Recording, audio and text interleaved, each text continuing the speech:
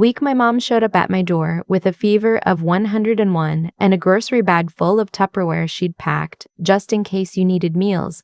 I thought my husband would at least pretend to be concerned. He was not. My mom, I'll call her just that, because that's who she is to me. The person who drove 4 hours alone on a Wednesday because I'd mentioned offhandedly on the phone that I was exhausted. She walked in looking gray around the edges, her coat still on, already asking if I'd eaten. I hugged her and felt how warm she was even through the fabric. I said, "Mom, you're burning up." She waved it off the way she always does. "I'm fine, sweetheart. I just wanted to see you." My husband, Kyle, was sitting at the kitchen table with his laptop open.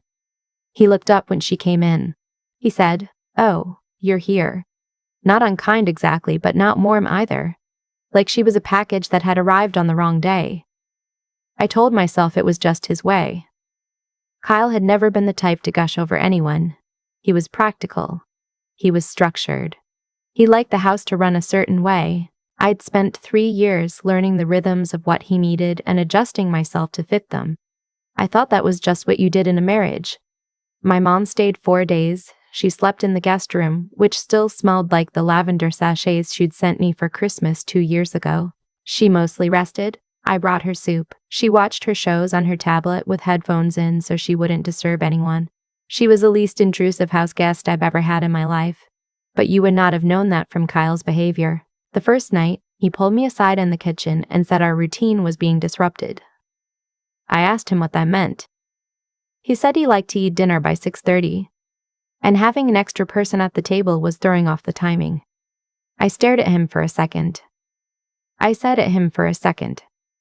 said, "She's sick, Kyle. She drove 4 hours to see me. She's not exactly throwing a dinner party."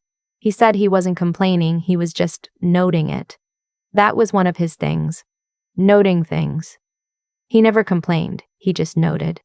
The distinction seemed very important to him. The second morning, I came downstairs and found my mom making coffee, moving quietly around the kitchen in her socks, and Kyle standing in the doorway with this look on his face.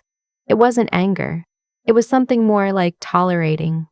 Like he was waiting for something inconvenient to be over. My mom smiled at him and said good morning and asked if he wanted a cup. He said he already had his coffee and went back upstairs. She looked at me when he left. She didn't say anything. She just looked at me, and then she looked down at the counter, and I felt something small and sharp in my chest. The third day she was there, I drove her to a walk-in clinic because her fever hadn't broken and she was starting to cough. We were gone, maybe 2 hours. When I got home, Kyle had made dinner, just for himself, and was already eating. There was nothing on the stove. He said he didn't know when we'd be back. I said I'd texted him. He said he hadn't checked his phone. I stood in the kitchen doorway holding a pharmacy bag full of cough medicine and antibiotics, and I thought, okay, that's what this is. My mom left on a Thursday. She hugged me at the door for a long time and told me to call her more. She said it quietly, close to my ear, and I didn't ask her what she meant by it. I watched her back out of the driveway, and I stood there on the porch for a minute before I went back inside. Kyle said, "It'll be nice to get back to normal." I didn't answer him. That was October. By the time December rolled around, I had filed what happened in the back of my mind under things I'm not ready to look at yet. I was good at that. I'd been doing it for years. I had a whole filing system back there, things Kyle said that didn't sit right, moments I explained away, feelings I told myself I was overreacting to. I kept it very organized. Then his mother called. Her name is Sandra. I want to be fair about Sandra. She's not a cruel person. She's just a woman who raised a son who became the center of her universe, and she never quite figured out how to recalibrate once he got married. She calls Kyle every Sunday. She sends him news articles about topics he mentioned once in passing, months ago. She remembers exactly how he takes his coffee, and once, when we visited, she made a point of telling me how he liked it, in case I'd somehow forgotten after 3 years. When she called in December, she and Kyle talked for 45 minutes. I was in the next room. I heard him laughing in a way I hadn't heard in a while. When he came to find me, he had this relaxed look on his face. the one he used to have more often when we were first dating. He said, "My mom wants to come for the holidays. A couple weeks, maybe through New Year's." 2 weeks. Through New Year's. I thought about my mom, who had asked to stay 4 days, who had been sick, who had brought us Tupperware full of food, who had sat in our guest room with headphones in and barely made a sound. I thought about the way Kyle had stood in the kitchen doorway looking at her like she was an inconvenience he was patiently enduring. I said, "That's a long time." He looked at me like I'd said something baffling. "She's my mom," he said. "She wants to be here for Christmas." I said, "My mom was here for 4 days in October and you barely spoke to her." He said that was different. I asked how. He said my mom had shown up unexpectedly. I reminded him that I had told him a week in advance. He said it had felt sudden. I reminded him that my mom had been sick. He said he understood that, but having a guest when you weren't mentally prepared was stressful. I asked him what the mental preparation process looked like for 2 weeks versus 4 days. He didn't answer that. He said I was being unfair. He said he'd always been supportive of my relationship with my mom. I almost laughed. I actually pressed my lips together to keep from doing it. He took my silence as agreement, or maybe he just decided it was easier that way. He called his mother back and told her yes. Sandra arrived on the 22nd of December. Kyle took half a day off work to pick her up from the airport. He'd taken 0 time off when my mom visited. He'd actually worked late one of the nights she was there and texted me that a meeting had run over. Sandra came in with 2 large suitcases and a carry-on and a tote bag full of gifts. Kyle carried everything inside. He made 3 trips. He was already smiling before she was even through the door. She hugged me when she came in. She said, "Sweetheart, this place looks beautiful. You've done such a lovely job." She meant it kindly. I know she meant it kindly. But something in me was counting. I was already keeping track of things in a way I hadn't let myself do before. That first night, Kyle made Sandra's favorite dinner. He'd looked up the recipe 3 days earlier and practiced it once already to make sure he had it right. He set the table with the nice plates. He put on the kind of music she liked. He poured her wine and asked her about the flight and laughed at her stories about her neighbors. He was charming and attentive and present in a way that I had not seen since, honestly, maybe our first year together. I sat at the table and I ate my food and I listened, and I was pleasant, because that's what you do. But I was also sitting there thinking about a Wednesday in October when a woman with a fever drove 4 hours to bring me Tupperware and was made to feel like a disruption in someone else's routine. The next morning I woke up and Kyle was already downstairs making Sandra breakfast. I could hear them talking and laughing. I lay in bed for an extra few minutes and stared at the ceiling. This became the pattern.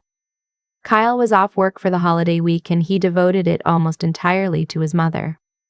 They went shopping together. He drove her to see her college friend who lived 40 minutes away. He watched her shows with her in the evenings, sitting close on the couch, pointing things out on the screen. He was tender with her in a way that I found genuinely difficult to watch, not because I resented their relationship, but because the contrast was so stark and I was finally letting myself see it. On Christmas Eve, his mom decided she wanted to make her traditional pie. She started going through my kitchen, my cabinets, my pantry, looking for supplies. She asked me where things were, and when I told her I didn't have cream of tartar, she made a face like I'd said something inexplicable. Kyle volunteered to run to the store. He was gone, and back in 20 minutes. While he was gone, Sandra reorganized my spice rack. I stood in the doorway of my own kitchen and watched her do it and said nothing. That night, after Sandra had gone to bed and Kyle and I were in our room, he said, "I think this is going so well." He was genuinely pleased. He looked like a man who had no idea there was anything to be discussed. I said, "I'm glad you're happy." He said, "Don't you think it's going well?" I said, "I think it's very different from when my mom was here." He looked at me then. "What does that mean?" I sat down on the edge of the bed. I had been organizing my thoughts for a while by that point, longer than I'd realized. I said, "When my mom came in October, you told me our routine was being disrupted. You made dinner just for yourself the night I took her to the clinic. You barely spoke to her. She stayed 4 days. You've been off work all week. You've cooked. You've driven her around. You sat with her every evening." I paused. Two different mothers, Kyle. Two different mothers, Kale. Two very different visits. He was quiet for a moment. Then he said I was comparing things that weren't comparable. He said his mother had planned this visit. It was Christmas. It was supposed to be a celebration. He said my mom's visit had been last minute and she'd been sick, which meant she needed rest, not entertainment. I said she needed someone to make her feel welcome. That's all she needed. He said he had made her feel welcome. I didn't argue. There was no version of that argument I was going to win. Not because he was right, but because we had fundamentally different definitions of welcome. I'd known that for a while. I was just now letting myself know that I knew it. I said goodnight and I went to sleep, or I pretended to. Christmas Day was a performance. I made coffee. I handed out gifts. I smiled. Sandra gave me a nice candle and a scarf in a color I would never wear. But I told her I loved it. Kyle gave me earrings I pointed out 4 months ago and had completely forgotten about. And for a second I felt the particular pain of being known just enough. In the afternoon, while Kyle and Sandra were watching football, I went upstairs and I called my mom. She picked up on the second ring. "Merry Christmas, sweetheart." Her voice was warm and a little scratchy still from the cold she'd had. I said, "Merry Christmas." I asked her how she was feeling. She said much better. She said my aunt was there, and they'd made too much food as usual. I asked her if she'd felt welcome when she visited in October. There was a pause. Then she said carefully, "I felt loved by you." That was not the same thing as yes. We both knew it. I sat on the edge of the guest bed, her bed, for 4 days in October. And I held the phone and I felt something cracking open in me that I'd been pressing closed for a very long time. I said, "I'm sorry, Mom." She said, "You don't have anything to be sorry about." I said, "I think I do." She didn't push it. She knows me. She said she loved me and to have a good rest of the day and we'd talk soon. When I hung up, I sat there for a few minutes in the quiet. Then I went to the closet and I pulled out the weekend bag I keep on the top shelf. I didn't pack dramatically. I didn't throw things. I went through the room methodically and I put in what I needed. Clothes for a week, my charger, my toiletries, the book on my nightstand, the photograph of my mom and me from my college graduation that lives on my dresser. I zipped it up. I carried it downstairs. Kyle was in the kitchen getting more snacks. He saw the bag and stopped. "What is that?" I said. "I'm going to spend some time at my mom's." He looked at the bag. He looked at me. "Now?" "It's Christmas," I said. "I know. My mom is here. I know." He set down the bowl he was holding. "What is happening right now?" I said. "I've been thinking about something you said in October, that our routine was being disrupted. I've been thinking about it for 2 months, actually. And I think what I figured out is that the routine you want to protect, the one where your comfort and your preferences and your family come first and mine come second. I don't want to protect that routine anymore." He stared at me. "That's not fair." I said, "You made dinner for yourself the night I took my sick mother to a walk-in clinic." He opened his mouth. I said, "You took half a day off to pick up your mom from the airport. I don't need to do the math out loud for you." He was quiet. I said, "I'm not leaving. I'm going to see my mom. I'll be back next week, and I think we need to have a real conversation about what equal looks like in this marriage. But right now, I need to go." Sandra had appeared in the doorway of the kitchen. She'd heard some of it, maybe all of it. I looked at her and I said sincerely, "I hope the rest of your visit is lovely. Merry Christmas, Sandra." She didn't say anything. To her credit, she stepped aside. Kyle followed me to the door. He said my name, the way people say a name when they're used to it working as a full sentence. I turned around. He said, "Can we just talk about this?" I said, "Yes. Next week." I picked up my bag. I walked out to my car. I put the bag in the back seat and I sat in the driver's seat for a moment with my hands on the wheel. The house was lit up behind me, the Christmas wreath on the door, the glow of the TV through the living room window. I drove.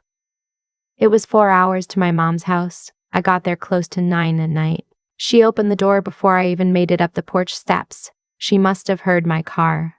And she didn't ask any questions. She just pulled me into a hug and held on. Her house smelled like cinnamon and the candles she always burns in winter. My aunt had already left. It was just the two of us.